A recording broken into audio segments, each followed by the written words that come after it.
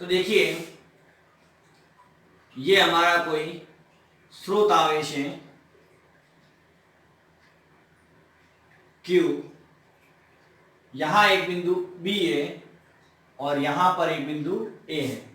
यहां पर परीक्षण आवेश Q0 है जिसको हमको बिंदु B पर लाना है। तो हमने अल्प विस्थापन इसका मान लिया dr है। अल्प विस्थापन कितना मान लिया हमने? A से B तक लाने के लिए dr। विद्युत क्षेत्र की तीव्रता की दिशा इधर है, तो एकांक धनावेश है तो उसके कारण विद्युत बल की दिशा भी विद्युत क्षेत्र की दिशा में होगी। तो हम यहां पर देखें तो यहां पर जो विद्युत क्षेत्र के मान है वो क्या आ जाएगा? यहां बल का मान क्या आ जाएगा?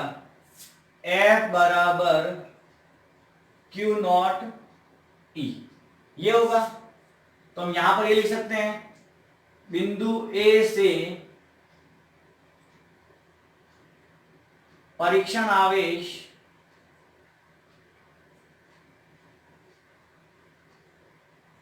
Q0 को dr दूरी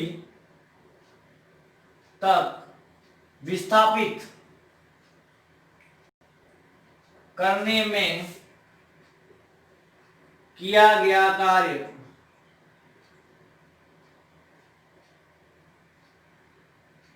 WAB बराबर क्या होगा? F dot dr। अब देखिए बल है और विस्थापन है, उन दोनों की दिशा क्या है? विपरीत है। बल इस तरफ लग रहा है और बल है वो b दिशा में लग रहा है और विस्थापन है वो AB दिशा में, तो यहां आ जाएगा माइनस F डॉट dr या WAB बराबर माइनस FDR। तो WAB बराबर F की जगह क्या आ जाएगा? Q0 E और dr, Q0 E और dr आ जाएगा।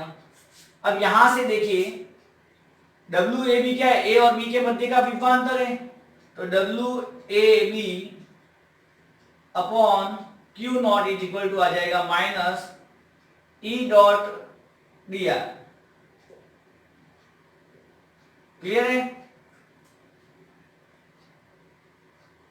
अब यहां पर देखिए W upon AB, WAB upon Q0, इसको हम क्या लिख सकते हैं? V, यानी कि dV A तथा B के मध्य का विभवांतर है, तो dV बराबर आपके आ जाएगा बिंदु A तथा B के मध्य का विभवांतर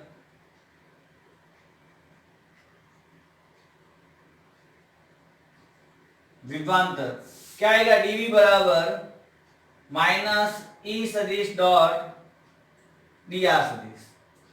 अगर हम देखिए ये तो अल्प विस्थापन के लिए था, अगर हम यहां पर संपूर्ण के लिए निकाले तो V का मान क्या हो जाएगा? समाकलन कर देंगे, यानी E डॉट dr, तो ये हमारा आ जाएगा टोटल विभव, विद्युत क्षेत्र से विद्युत विभव।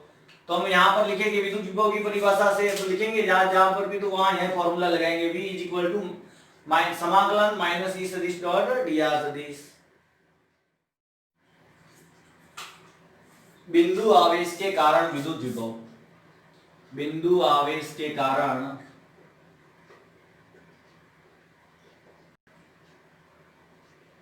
विद्युत विभव, electric potential due to a point charge. देखिए हमने अपनी इच्छा से एक Q आवेश ले लिया, यहां एक बिंदु P है जो स्मॉल r दूरी पर है,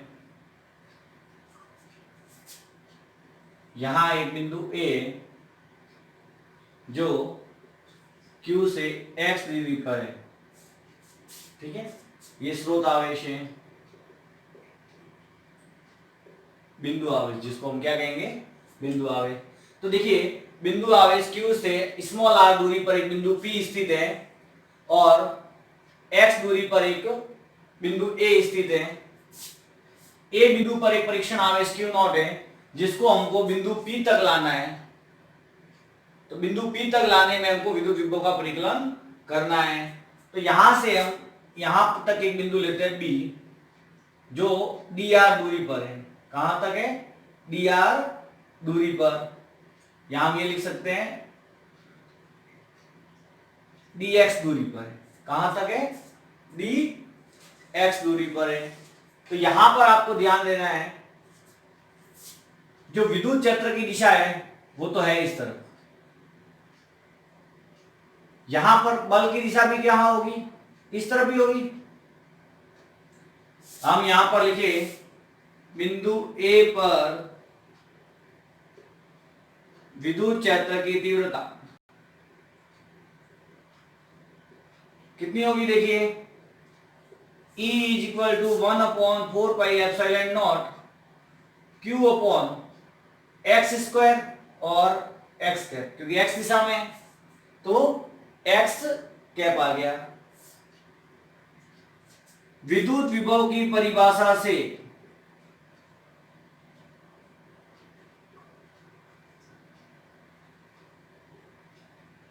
बिंदु P पर विभव क्या आ जाएगा? देखिए बिंदु P पर विभव ज्ञात करना है। समाकलन E सदिश डॉट dr सदिश आता है। अब यहां पर dr की जगह आपने क्या लिया है? dx लिया है, तो यहां पर आ जाएगा आपने dx सदिश। मान रख देते हैं 1/4πε0 Q upon x square x cap और dx सदिश। अब यहां पर ध्यान देना, लिमिट क्या आएगी? यहां पर कहां से ला रहे हैं? r दूरी पर ला रहे हैं, अनंत से। तो लिमिट क्या आ जाती है? Infinite to r। यहां पर क्या आ जाएगा? देखिए 1/4πε0 को क्या ले लेंगे? कॉमन।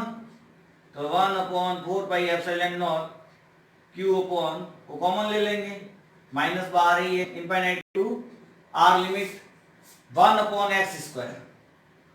और यहां पर x कैप डॉट dx को हम क्या लिख सकते हैं? dx।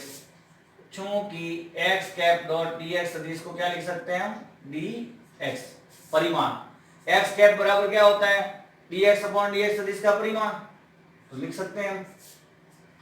अब यहां पर देखिए v इज इक्वल टू क्या हो जाएगा? Minus Q upon 4πε0।